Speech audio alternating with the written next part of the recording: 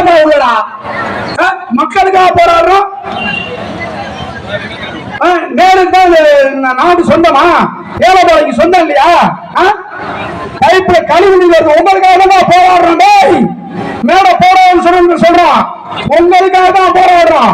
இந்த போராட்டத்தை நீங்க மறுத்தீங்கன்னா, மறுபடியும் எங்களுக்கு ஏதாவது சரியா செஞ்சு தரலன்னா அடுத்த முறை கனிமொழியை படுக்க வச்சு, தப்பா நினைக்காங்க, கனிமொழியை படுக்க வச்சு அந்த கழிவு நீரை வாயில ஊத்துவோம்.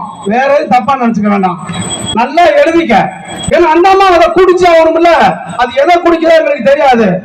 ஏழை போல குடிச்சு சாவண்டா, சாவம் குடிச்சவங்க 10 லட்சம் என்ன இதுக்கு கொடுக்கீங்க?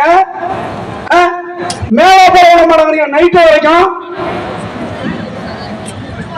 மேல போட விடாது. அத்தனை பேருக்கு சொல்றேன், யாரா இருந்தாலும் சரி, அடுத்த முறை சீனி தலைமையிலேயே தொடர் தீ குடிப்பு நடக்கும்.